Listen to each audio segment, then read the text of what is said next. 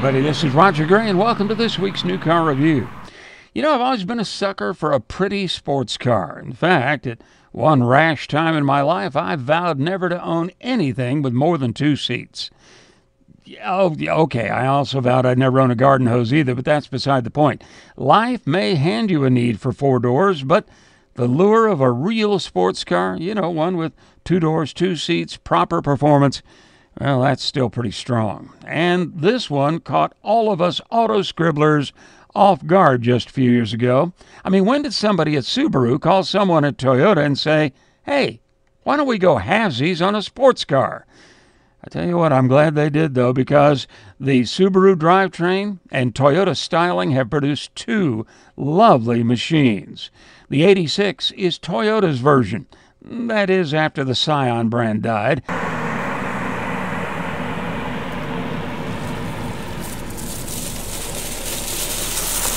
And the BRZ is the Subi. First, the heart of any sports car, the drivetrain on our little Toyota 86. Subaru made its bones with the flat 4 engine.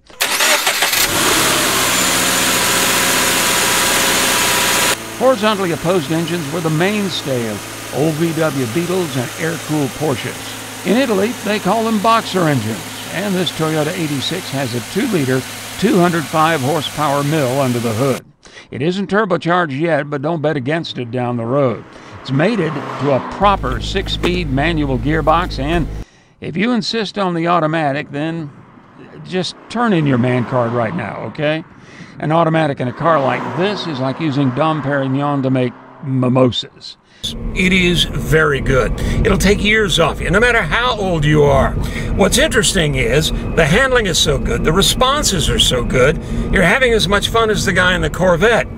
But you've got a much lower payment, getting better mileage, the car's just as roomy, and you're not such a cop magnet.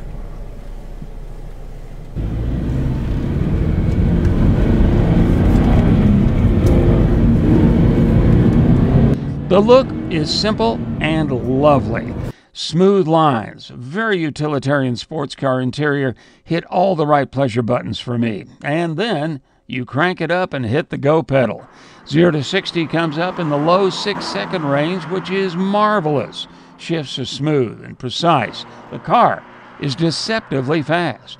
Mileage is 21 city, 28 on the highway, and with big beefy rubber on 17-inch wheels, it corners as if on rails.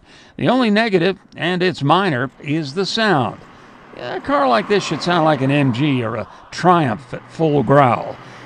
It actually sounds like an Impreza that's over-revving. Other than that, the little 86 is perfect. And starting at around $26,255, it is right on the mark with Miatas and such. I mean, if this thing had been around when I was young, my leaky old MGs would have been history. That's our road test. I'm Roger Gray. We'll see you on the road.